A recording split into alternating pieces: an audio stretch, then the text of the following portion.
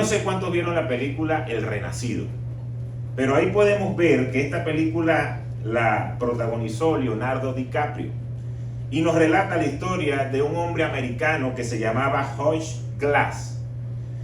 ¿Qué era lo que estaba pasando en esa película?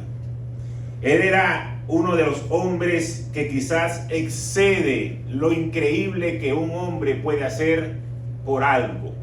¿Por qué? Ya les voy a decir. Él nació en Filadelfia en el año de 1773, pero la leyenda de Glass comenzó en 1823, cuando se encontraba entre miles de hombres que se apuntaron para llevar el comercio de pieles. Era algo que estaban explorando, era algo nuevo y era algo que iba a impulsar la economía americana. Era una época que quizás para muchos era un territorio nuevo, algo que se estaba experimentando porque habían ríos desconocidos, había tierras que nunca se habían descubierto. Ellos todo el tiempo iban a buscar nuevas aventuras porque no sabían que se iban a conseguir. Pero todo se desata en el momento que es atacado por ese oso.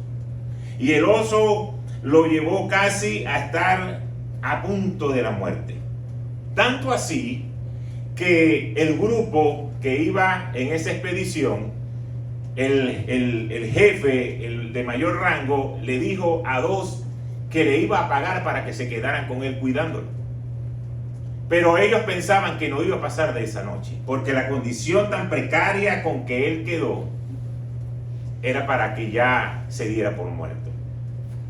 Resulta que esa noche amaneció el día siguiente y así estuvo por más de 5 días. Entonces en esos 5 días, los hombres que se habían quedado cuidándolo comenzaron a tener temor, porque dijeron, estamos aquí nosotros nada más, aquí hay muchos indios, aquí hay muchas tribus, nos pueden atacar o puede venir otro animal y nos estamos alejando de todo el grupo grande. Así que vamos a hacer algo aquí. Igualmente este hombre va a morir. No sabemos cuándo, pero él va a morir. No puede sobrevivir de ese ataque de ese oso. Entonces decidieron enterrarlo vivo y lo dejaron allí. Y ahí es donde comienza la película, porque resulta que él salió y casi gateando atravesó 400 kilómetros. Ustedes se pueden imaginar eso. 400 kilómetros en esas condiciones. Y leyendo un poquito de la historia, él dejó que los gusanos le comieran la parte muerta de la piel para que pudiera renacerle una piel nueva. O sea que de verdad que fue toda una travesía. Todo eso lo hizo por venganza, porque él decía, yo tengo que conseguir estos 2 hombres que me abandonaron. Esos hombres habían matado a su único hijo y él tenía algo en el corazón que lo estaba motivando a moverse. Cuando finalmente, luego de tanto tiempo y de los 400 kilómetros, consigue a estas 2 personas, uno de ellos era Fitzgerald, pero era ahora un hombre que estaba en el ejército americano. Y para esa época, atacar a alguien que estaba en el ejército americano era sentencia a muerte. Mas sin embargo, él lo buscó, lo agarró, estuvo con el cuchillo para arrancarle la cabeza y le perdonó la vida. Y por eso el ejército americano, por haberle perdonado la vida a uno de sus integrantes, le pagó un dinero y él pudo comenzar una nueva vida. Entonces fíjense toda esa travesía que tuvo que pasar este hombre, y por eso esa película se llama El Renacido, porque estaba prácticamente muerto. Y así se llama la palabra del día de hoy, el renacido. En inglés dice The Remnant, creo que es así. Si no, bueno, mis hijos me van a decir, papá, lo dijiste mal, pero yo lo digo. Se llama el renacido. Y cuando leemos la palabra de Dios, podemos ver a alguien que estuvo muerto y que venció a la muerte. Y esa muerte permite que con su resurrección al tercer día, tú y yo hoy podamos ser renacidos. Porque desde que nosotros nacemos, estamos marcados y separados de Dios. Pero solamente el aceptar lo que Él hizo es lo que nos da la oportunidad de nacer de nuevo. Por eso quiero leerte lo que dice Primera de Juan, en el capítulo 5, en el versículo 4. Dice, porque todo el que ha nacido de Dios vence al mundo. Esta es la victoria que vence al mundo, nuestra fe. Entonces, si nosotros hemos nacido de nuevo, tenemos cómo vencer al mundo. Cuando revisamos la palabra de Dios y vemos esta epístola de Primera de Juan, al principio el apóstol nos da la explicación de que Dios es luz. Y luego, cuando se sigue desarrollando la epístola, en la parte central, él concluye diciendo que Dios es amor. Pero cuando llegamos aquí al capítulo 5, es donde nos dice que Dios es vida. Y esa vida es la que nos va a dar la victoria sobre el mundo. Pero cuando habla del mundo, habla de todo el cosmos. Habla de las organizaciones, de los gobiernos, del egoísmo que hay en el mundo, de la avaricia, de las enfermedades y de los terribles pecados que el mundo nos ofrece. Y esa es la promesa que nos está dando a nosotros como hijos de Dios, que podemos vencer cada una de esas cosas. Solamente si tú lo crees y porque eres un hijo de Dios. Por esa razón es posible vencerlo. Por eso es que a veces pensamos, es que es muy difícil ser cristiano. Es que el pastor no se pone en mis zapatos. Yo también tengo que caminar en este mundo igual que todos. Pero la palabra y la promesa no la estoy dando yo. La promesa la trae el Señor. Y si Él dice que podemos vencer al mundo, es porque podemos hacerlo. Y sigue diciendo ahora en el versículo 1 y versículo 2 de este Primera de Juan 5. Todo el que cree que Jesús es el Cristo ha nacido de Dios. Y todo el que ama al Padre ama también a sus hijos. Así, cuando amamos a Dios y cumplimos sus mandamientos, sabemos que amamos a los hijos de Dios. Entonces, como lo dije al principio, Dios es vida. Y nosotros podemos tener vida porque aceptamos al Señor. Pero eso nos da algo especial. Yo no sé cuántos de ustedes tienen una membresía en alguna tienda. Pero ustedes saben que cuando tienen una membresía en algunas tiendas, reciben ofertas. A veces le llega un email que dice, por tener tanto tiempo con nosotros, te vamos a regalar cuantos puntos que tú lo puedes canjear para que te lleves la mercancía. Y tú ni lo sabías que estabas acumulando puntos ahí. Ni sabías que eso estaba. Pero son beneficios que no la tiene la gente común. El que entra a esa misma tienda donde tú eres miembro, entra y sale y no acumula nada. Y por eso ustedes ven que cada vez que uno entra en una tienda aquí en los Estados Unidos a comprar algo, lo primero que te preguntan, ¿quieres la tarjeta de crédito de la tienda? Porque eso te va a dar beneficio, esto te da cosas especiales. Tenemos que ser sabios y no meternos en cada una de esas cosas, pero eso es otro tema. Igualmente, cuando tú eres un hijo de Dios, tú tienes una membresía especial. Tú tienes algo especial que la gente del mundo no va a tener. Tienes beneficios que te van a dar cosas especiales. Y tienen que ser evidentes en tu vida, porque Dios así lo ha prometido. Y por eso en esta mañana yo te quiero hablar de 5 evidencias que debemos comenzar a tener en nuestras vidas para realmente entender que somos hijos de Dios y que estamos venciendo al mundo. Y gloria a Dios que podamos entender lo que el Señor quiere hablar en esta mañana. La primera evidencia la conseguimos en Primera de Juan, en el capítulo 2, en el versículo 29, que dice, si reconocen que Jesucristo es justo, reconozcan también que todo el que practica la justicia ha nacido de Él. Entonces, el verdadero hijo de Dios, lo primero que tiene que practicar es la justicia en su vida. Y esto no quiere decir que sea algo fuera de lo común, fuera algo anormal, algo tan difícil. No, ese es el día a día. Tenemos que practicar la justicia.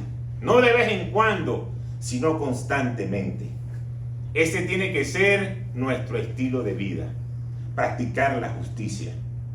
Algo habitual, algo que fluye con normalidad de nuestra vida. Ahora bien, tú te puedes equivocar. Tú puedes fallar, te puedes resbalar, en alguna ocasión puedes hacer algo que no debiste haber hecho. Mas sin embargo, tienes que regresar y ejercer la justicia porque eres un hijo de Dios.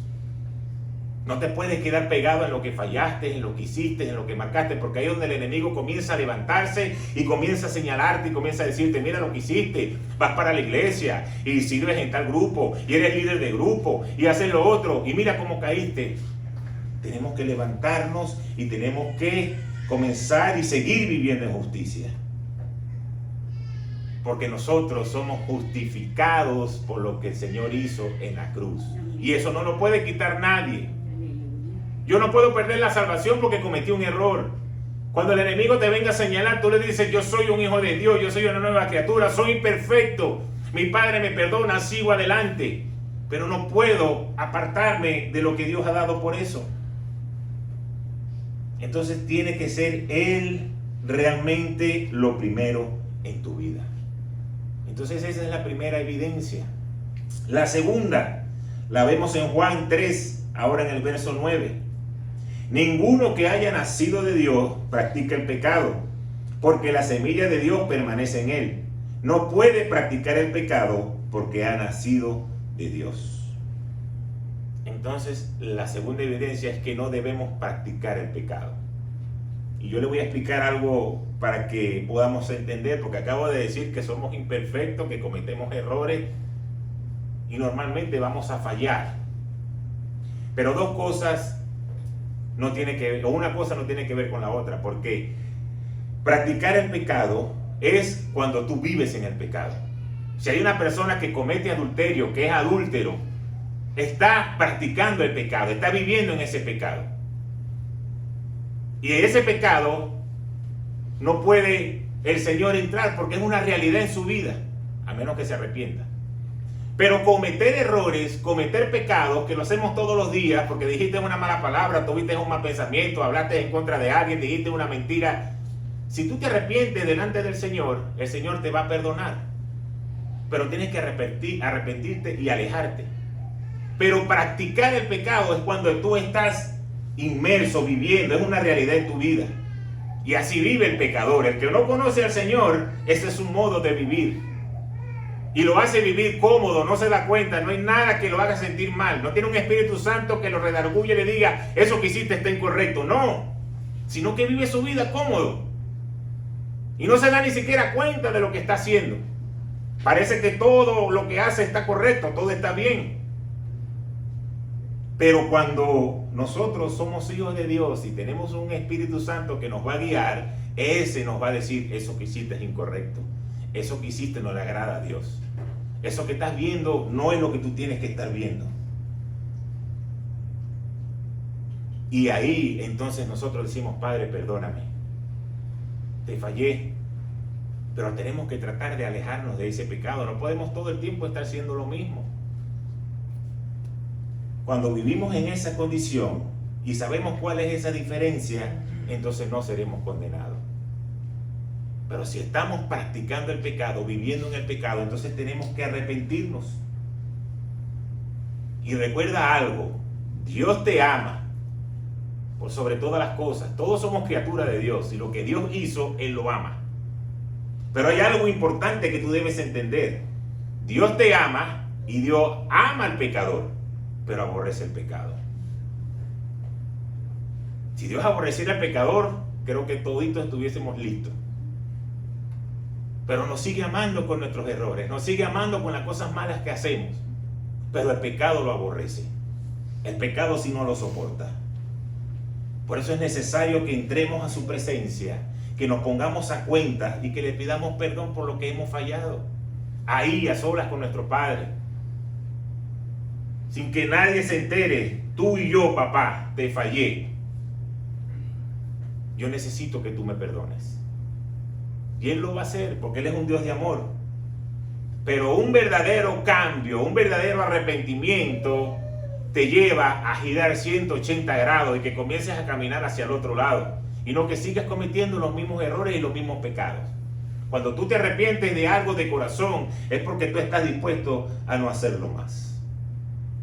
La tercera evidencia, en 1 de Juan 4, versículos 7 y 8. Queridos hermanos, amémonos los unos a los otros, porque el amor viene de Dios, y todo el que ama ha nacido de Él y lo conoce. El que no ama no conoce a Dios, porque Dios es amor. Y eso me gusta, eso me encanta, porque a veces vemos tantos roces en la iglesia, que aquel mira lo que dijo, mira cómo vino vestido, mira lo que dice, mira lo que hace, mira los hijos, mira lo otro. Y una evidencia de ser un renacido, de ser un hijo de Dios, es que debemos amar. ¿Por qué? Porque Dios es amor. Un hijo de Dios tiene que amar a sus hermanos. Esto es una prueba que te va a dar realmente de que eres renacido de nuevo. Porque yo sé que no es fácil a veces amar a ciertos cabezones que no se portan como deben ser, y yo sé. Pero son las pruebas que Dios nos pone para seguir mostrando el amor. Porque no crean que nosotros somos una joyita. Y Dios nos sigue amando. Ahora, hay varios canales cómo mostramos el amor. Uno de los principales es preocuparse y ocuparse de los demás. Cuando tú sabes que alguien faltó, que falló, que tiene algo que no está completo, debes preocuparte por él, debes interesarte, preguntarle, oye, ¿qué tiene? ¿Cómo te puedo ayudar? Pero si está en nosotros el dárselo, tenemos que hacerlo, tenemos que ocuparnos. No solamente tener la información de lo que le está pasando y no lo ayudamos. Si está en nuestras manos hacerlo, no estamos demostrando amor. Solamente estamos demostrando que estamos interesados en saber qué le está pasando porque lo vemos triste o porque lo vemos cabizbajo. Pero si está en tus manos ayudarlo, tienes que hacerlo. Porque eso va a mostrar un interés, va a mostrar tu amor por esa persona. Cuando los padres, cuando los pastores exhortan para corregir, ¿por qué ustedes creen que lo hacen? Porque aman. Porque si no lo amáramos, a mí no me importa 3 pitos lo que tú hagas con tu vida. Puedes entrar, puedes salir, si te va a ir mal, si no estás leyendo la Biblia, si no estás orando, si dices malas palabras, y a mí no me importara. Haz lo que te dé la gana. Algún día tú te vas a encontrar con Dios. Pero por amor uno se mete en esos líos y tiene que tocarle la puerta y tiene que decirle, estás haciendo esto mal. Esto no se puede hacer así, tienes que hacerlo de esta manera. No todo el mundo lo acepta, no todo el mundo dice, wow, mira, el pastor se ocupa de mí, se preocupó por mí porque realmente me ama. Porque a veces no estamos en esa condición, sino que más bien nos ponemos, qué fastidio, vale, porque este me tiene que estar diciendo algo, que me deje inquieto, yo soy un tipo grande, yo no tengo que estarle respondiendo a nadie, a nada por nada. Pero el amor que Dios pone en los pastores, en los líderes, precisamente va en eso. Que así como los padres se preocupan por sus hijos, los cuidan, le dicen las cosas malas que han hecho y le levantan también las buenas. Esa es una de las maneras de demostrar el amor. Y una que a mí me gusta mucho es que podamos mostrar amor y podamos apoyar en las buenas y en las malas. Porque hay gente que cuando está en las buenas, wow, mira, yo contigo para donde vaya, pero cuando comienza a estar en las malas, rápidamente le damos la espalda. Y no mostramos el amor, y no vamos y le tendemos la mano y le decimos, Dios te puede dar una nueva oportunidad. Estoy orando por ti. ¿Cuántos de nosotros realmente cuando vemos que alguien está haciendo algo incorrecto, comienza a orar por esa persona, comienza a clamar por esa persona, comienza a decirle, Señor, tráele claridad a su mente, a su espíritu, que quizás lo que está haciendo no te agrada, pero muéstrate a su favor? Esa es la mejor manera que tú le puedes mostrar amor a alguien.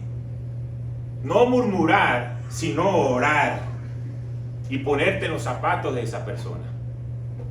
Porque si le pasó a él o a ella, también nos puede pasar a nosotros. Entonces ahí vamos mostrando el amor.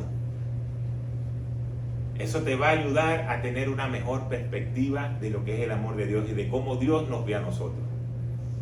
Porque si cada vez que nosotros hacemos algo malo, Dios nos condenara, nos castigara o nos pusiera a hacer algo, no saliéramos nunca de ese círculo. La cuarta evidencia, 1 de Juan 5:18. Sabemos que el que ha nacido de Dios no está en pecado. Jesucristo, que nació de Dios, lo protege y el maligno no llega a tocarlo. Esta evidencia sí me gusta, Porque cuando tú eres un renacido, cuando tú eres un hijo de Dios y cuando tú te apartas del pecado, porque se supone que ya dijimos que una de las evidencias es apartarnos del pecado, entonces entra Jesús en escena y dice que Él nos protege y nos guarda del maligno. Aunque Satanás quiera venir en tu contra, aunque Satanás quiera venir en contra de tu familia, de tu salud, de tu matrimonio, de toda cosa que tú hagas, y él quiera derrumbar los planes de Dios, Dios va a salir a favor tuyo, Dios te va a defender, Dios te va a proteger.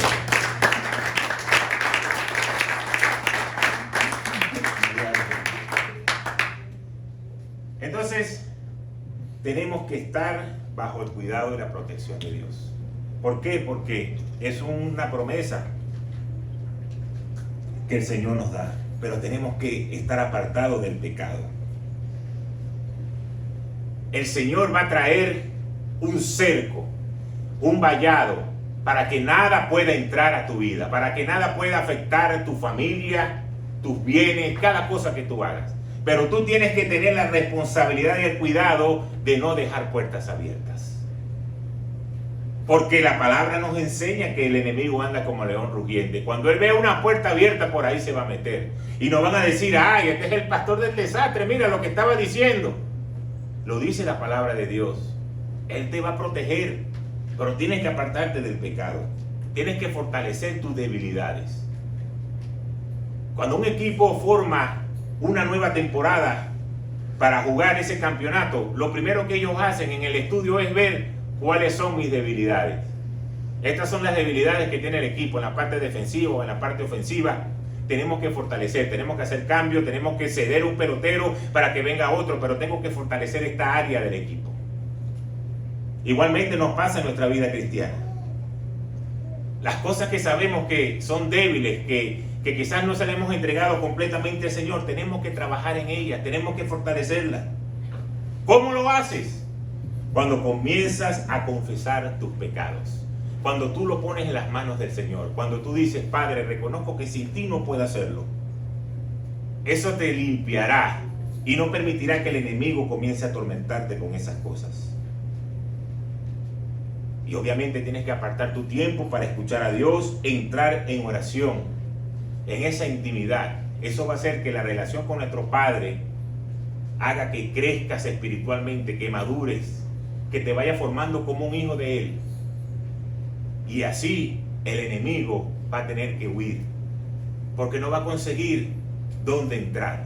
Porque dice, mira, este que era débil y que lo zarandeaba en estas cosas sin darse cuenta con cosas sutiles, ahora no puedo. ¿Qué pasa? Voy a tener que traer artillería más pesada y se busca 3, 4 demonios y cuando llegue y se dé cuenta no podemos penetrar porque está cubierto, el Señor lo está cuidando. Y voltea al lado y ve al vecino. No vayan a imaginarse a su vecino hoy. Pero ve al vecino y el vecino no esté fortalecido, diga, todo este armamento, ahora vamos a atacar allá. Porque ahí sí tenemos un blanco fácil para entrar. Y por eso dice la palabra que podrás ver que caerán 1000 a tu lado y 10,000 al otro lado y a ti no llegará. ¿Por qué? Porque estamos bajo la sombra del Omnipotente, porque estamos bajo el cuidado de nuestro Señor. Pero debemos creerlo. Tenemos que hacerle una verdad en nuestras vidas. No puede ser solamente que salgamos en una emoción, en una palabra, sino que algo de verdad sea un switch en nuestras vidas para que podamos caminar como un hombre y como una mujer de Dios renacido de nuevo, estando en donde Dios nos quiere poner. Y por último, la última evidencia es que debemos guardar sus mandamientos.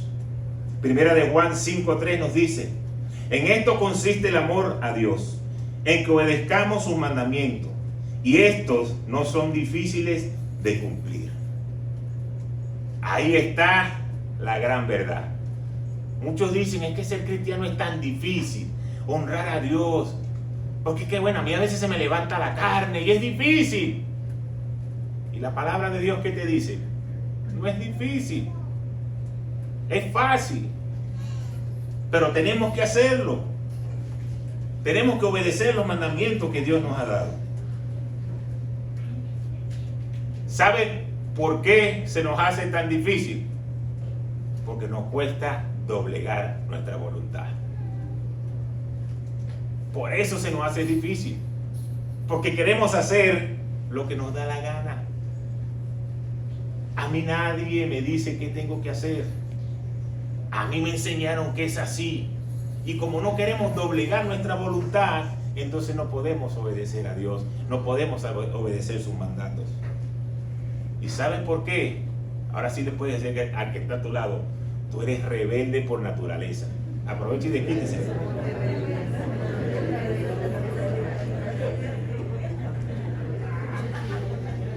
Bueno, unos cuantos que aprovecharon, que la tenían atragantado. Pastor, pero usted está declarando una palabra de que somos rebeldes. ¿Cómo es eso? Por naturaleza, nuestra naturaleza de carne es rebelde. Por eso es que la palabra nos dice que cuando nosotros nacemos estamos separados de Dios.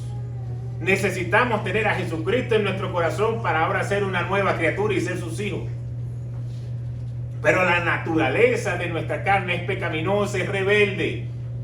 Viene de Satanás, cuando Satanás en el cielo dijo, ¿por qué hay que adorar a Dios? Y yo soy el principal de la adoración. Mira qué bonito soy, mira qué bonito canto.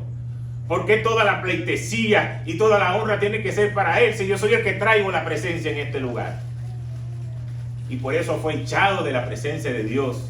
Él y con los otros ángeles que estaban detrás de lo que Él estaba diciendo, que ahora son los demonios. Sepa lo que los demonios que hoy echan varilla antes eran ángeles de luz. Entonces somos rebeldes por naturaleza. Pero cuando comenzamos a obedecer la palabra de Dios, los mandamientos, y lo hacemos una realidad en nuestras vidas, entonces cerramos las puertas a esa rebeldía y comienza a fluir el amor de Dios en nuestras vidas. El amor, la obediencia y la verdad son una señal, una marca de que somos de la familia de Dios. Son características de ser un hijo de Dios. Estaban los 10 mandamientos y todo se resumió a 2.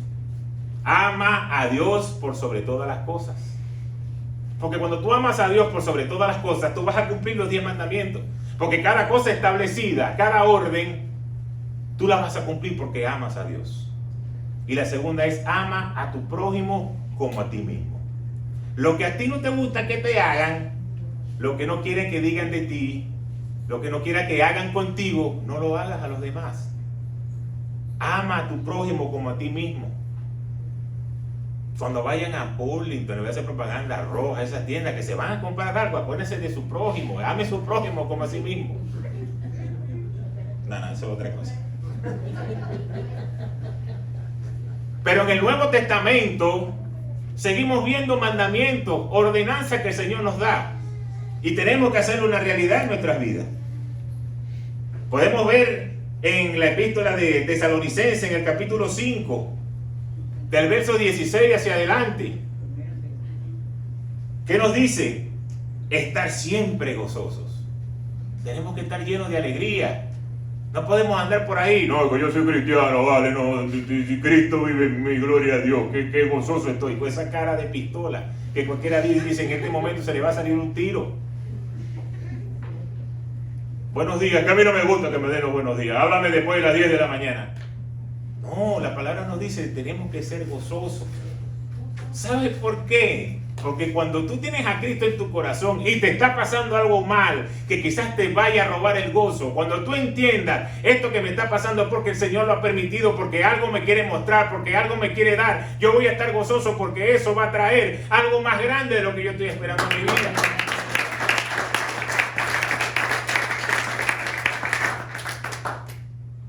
Entonces debemos andar gozosos. Hay otro versículo que nos dice orar sin cesar. A veces nos parece que somos religiosos cuando el pastor dice, pero tienes que orar y tienes que entrar en oración y tienes que apartar tiempo para orar. Y la palabra te dice orar sin cesar. Cada vez que puedas orar, ora. Si estás en tu casa, ora. Si estás en la sala, ora. Si estás manejando, ora con los ojos abiertos. Pero sigue orando. En todo tiempo, porque esa es la comunicación con Dios, es hablar con Dios. ¿Cuántos de nosotros en nuestras diferentes áreas, en nuestras diferentes ramas, quisiéramos conocer a alguien especial? Le explico, por ejemplo, A mí me hubiese gustado conocer a Michael Jordan.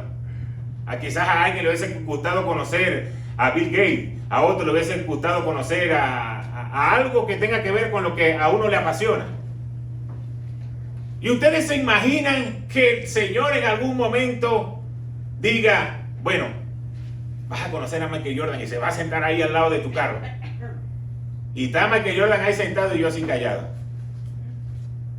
Y yo callado. ¿Ustedes creen que eso va a pasar? No, eso va a empezar. Mira, Michael, yo me acuerdo cuando tú jugaste la final contra Los Ángeles Lakers y que va a decir, ya cállate, quédate tantito tranquilo. ¿Por qué? Porque es algo que nos gusta, es algo que nos apasiona. Cuando nosotros somos apasionados por Dios y cuando sabemos que es lo principal en nuestra vida, no podemos quedarnos callados. Queremos todo el tiempo estar hablando con Él. Y sobre todo porque es un Dios que escucha. Y dice, wow, mira, mi hijo tiene una petición, o está diciendo que me ama, o me está adorando. Entonces debemos orar sin cesar. Nos dice también, no apaguéis el espíritu.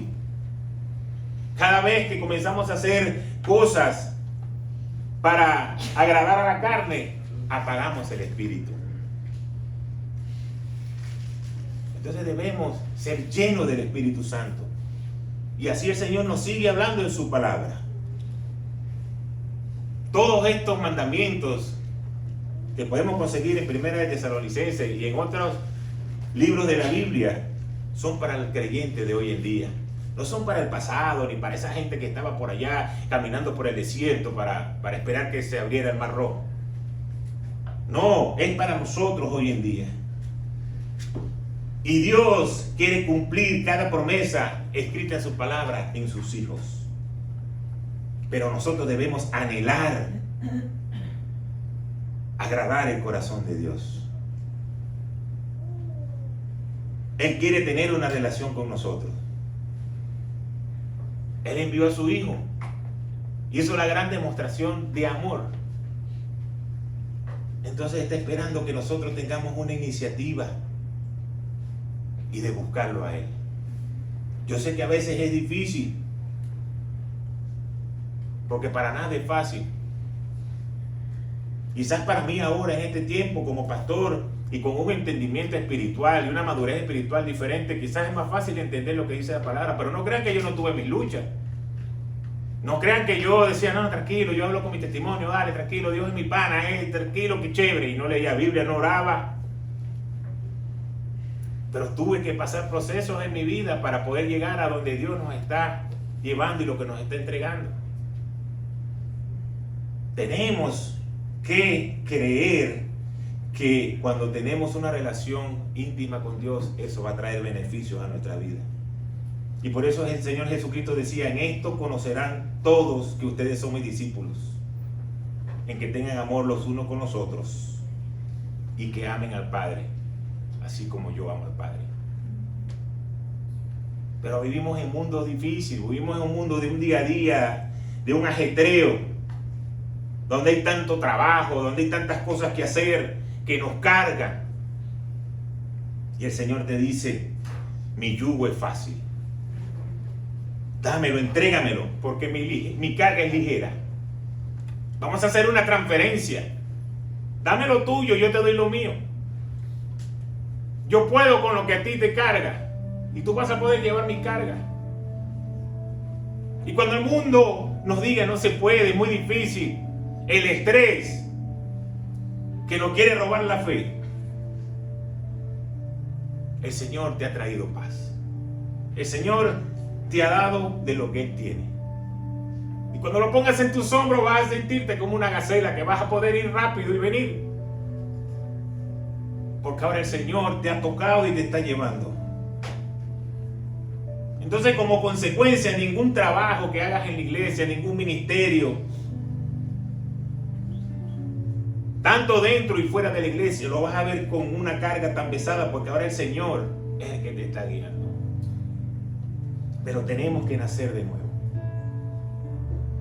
Tenemos que poner a Jesús como lo primero en nuestra vida. Hay una parte en la palabra que es muy interesante y que habla de esto de nacer de nuevo. Y lo podemos ver en el libro de Juan. en el capítulo 3. Si quiere después lo anota y lo lee con calma. Ahí vemos la vida de Nicodemo. Y Nicodemo era un fariseo. Y una noche fue a ver a Jesús. Y le dijo: Señor, sabemos que viene de Dios, porque todos los milagros que tú has hecho, todas las cosas que hemos visto de ti, es indudable que tú no seas el Hijo de Dios. Y Jesús le da una respuesta y le digo: te aseguro que el que no nazca de nuevo no va a poder ver el reino de Dios.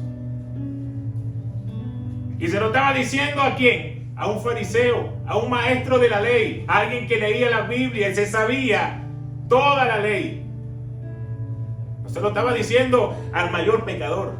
Y le dijo: si no naces de nuevo, no vas a poder ver el reino de Dios. Y Nicodemo le dijo: ¿y cómo puedo yo nacer de nuevo siendo tan viejo? ¿Será que me puedo meter otra vez en el vientre de mi madre? Y el Señor le dice: es que es necesario que nazcas en agua, que seas bautizado y que nazcas en espíritu, para que pueda entrar el reino de Dios en ti. Y le terminó diciendo: lo que nace del cuerpo, cuerpo es, y lo que nace del espíritu, espíritu es. Tenemos un primer nacimiento, todos tienen la fecha, saben cuándo nacieron. Pero tenemos un segundo nacimiento, que es el más importante, aunque no lo crean, que es cuando llegamos a conocer a Jesús y le decimos: entra en mi corazón. Ese día pasamos de muerte a vida. Aunque habíamos tenido un primer nacimiento, estábamos muertos espiritualmente hasta ese día. Y a veces yo le puedo preguntar a alguien de la iglesia: ¿sabes el día exacto que aceptaste a Jesucristo en tu corazón? Y muchos no se acuerdan. No, yo no sé. ¿Será que fue en un congreso? Yo creo que vino el pastor tal. Y esa es la fecha más importante de nuestras vidas. Yo recuerdo que un 13 de febrero de 1989, en la sala de mi casa, le dije a mi mamá: yo nunca he hecho esa oración de fe. Tenía yo 9 años. Y mi mamá me dijo: ven, vamos a orar. Vamos a decirle al Señor que entre en tu corazón. Y ese 13 de febrero de 1989 entró el Señor en mi corazón. Entonces, ese es el día donde tú realmente naciste. Y todos los que estamos en este lugar, y todos los que nos siguen por las redes, si no has aceptado a Jesucristo, lo que Él hizo en la cruz, todavía no has nacido. Todavía andas por ahí deambulando. No eres una nueva criatura. Pero el Señor te está invitando. Te está diciendo: ven. Pero sigamos con la historia de Nicodemo. Fíjense esto tan revelador, tan importante. Además, voy a corregir, porque esto va a quedar grabado. No fue 89, fue 83. Porque yo nací en el 73. Y en el 83 tenía 9 años. Nací en el 74 y en el 83 acepté al Señor. Para no tener que decirle después a Fabio: vamos a editar, corta aquí, pon allá. Vamos a corregirlo de una vez. Pero fíjense, cuando el Señor se reúne con Nicodemo, si leemos la palabra de Dios, podemos ver que en el siguiente capítulo de Juan, en el 4, el Señor tiene un encuentro con la mujer samaritana, que era una mujer pecadora, que había tenido 5 maridos, y para ese momento con el que andaba no era su marido, o sea que estaba viviendo en pecado.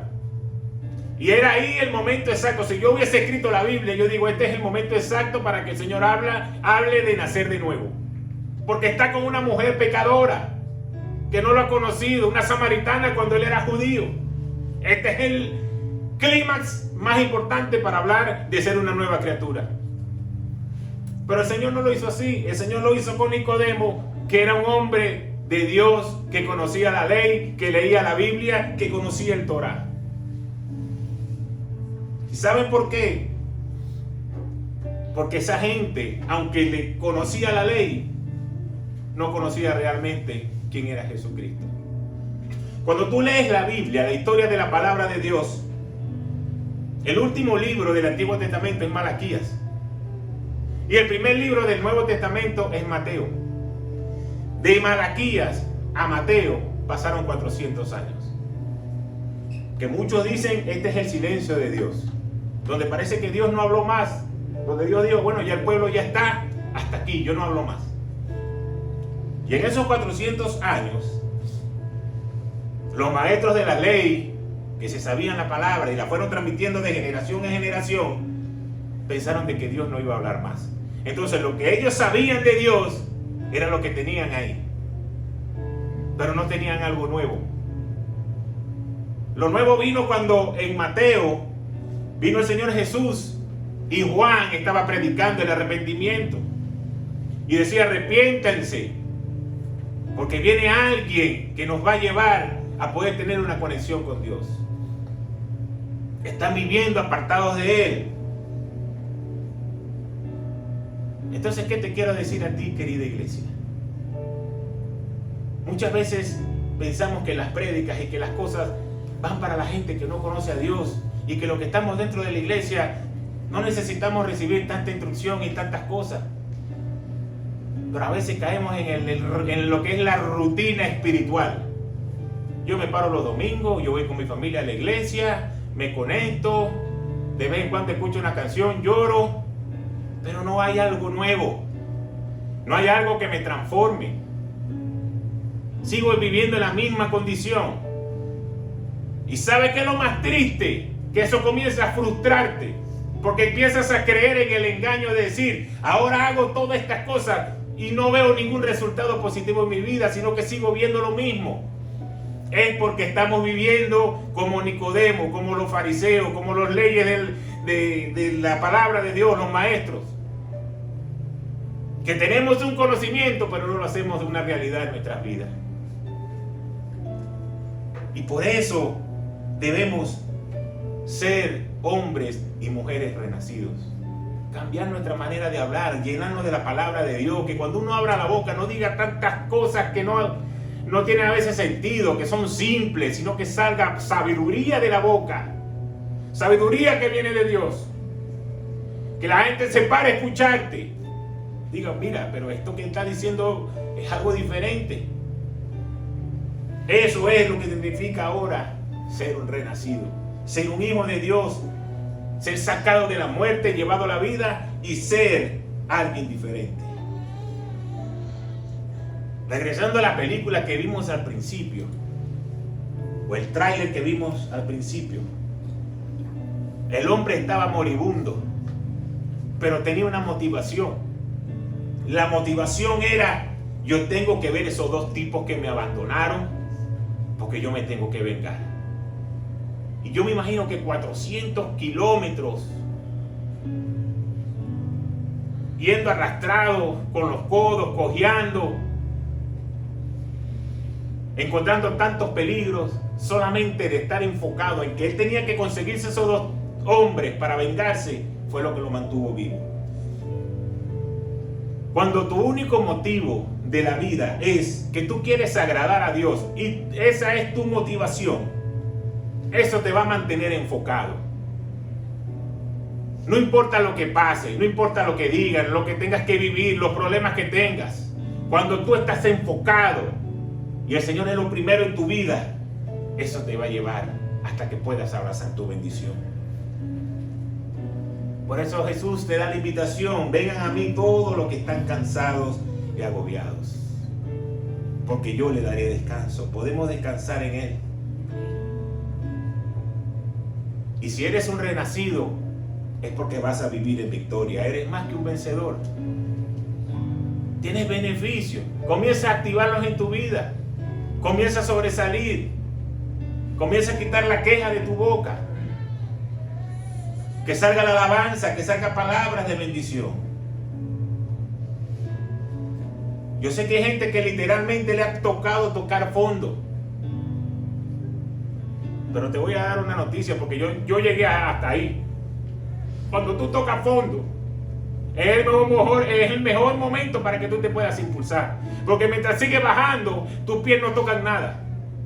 Y te sigues bajando y te sigues hundiendo en problemas, en cosas. Pero cuando toca fondo, es donde tú puedes afincarte e impulsarte hacia arriba.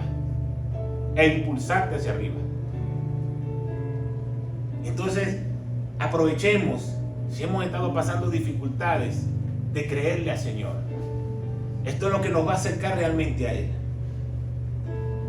Porque la película también nos enseñó algo. Los dos hombres abandonaron a Glass por temor a ellos mismos.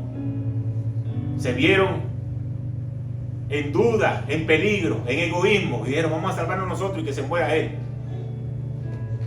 Nunca pensaron que él iba a llegar. Pero el Señor hizo todo lo contrario. Él murió para que tú tengas vida. Él no te abandonó. Él está contigo cada día. Cada vez que tú te levantas y te acuestas y oras y lo buscas, Él está ahí escuchándote. Cada vez que pides por un hijo tuyo, por una hija, Él está ahí escuchándote. Cada vez que pides por un esposo, por una esposa que llega a los caminos del Señor, Él está ahí escuchándote. Cada vez que te levantas a orar por un trabajo, por la provisión, Él está ahí escuchándote. Él no te ha abandonado. Pero Él necesita que tú lo busques de corazón. Y que seas un hombre, una mujer de Dios renacido para ver todas las maravillas que tienen preparado. Amén. Padre, gracias por tu palabra. Gracias porque sé que eres tú el que has venido a predicar en este día. Gracias por enviar a tu Hijo Jesús a morir por cada uno de nosotros y hoy poder tener vida eterna. Nos sacaste de la muerte. Somos renacidos. Pero lo más importante es que tenemos beneficios. Beneficios que van a jugar a nuestro favor. Que vamos a poder tener victoria, bendición. Se van a abrir puertas, caminos, cielos, ventanas abiertas. Porque tú has dispuesto lo mejor para cada uno de tus hijos. Hoy, Señor, como pastor de esta iglesia, a cada uno de los presentes y los que nos siguen por las redes, quiero unirme en oración de creer que si hemos hecho cosas que nos han apartado de ti, que quizás las hemos hecho adrede o en ignorancia, tú comienzas a traer a nuestras mentes para que podamos arrepentirnos, para que podamos pedir perdón y poder seguir hacia el camino de la bendición que tú nos tienes preparado. No hay nada más grande que poder servirte a ti. No hay nada ni honra más grande que poder llevar adelante tu palabra. Gracias porque nos rescataste, porque nos viste, nos escogiste. Que sea el anhelo de nuestro corazón querer crecer.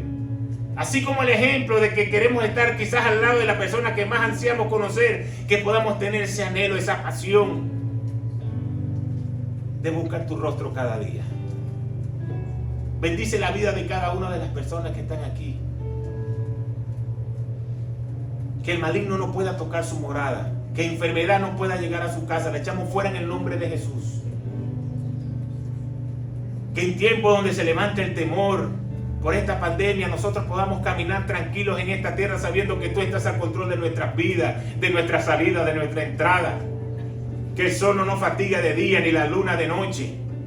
Que jamás duerme el que nos cuida. Que tú eres nuestro guardador.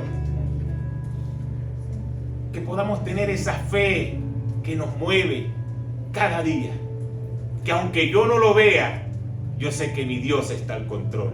Que aunque no ha llegado, yo sé que va a llegar. Que aunque no lo he encontrado, lo encontraré. Porque la fe va a permitir que yo pueda abrazar las bendiciones que estoy anhelando. Bendice la vida de cada uno de los que estamos aquí. En el nombre poderoso de Jesús. Amén y amén. Dios me los continúe bendiciendo.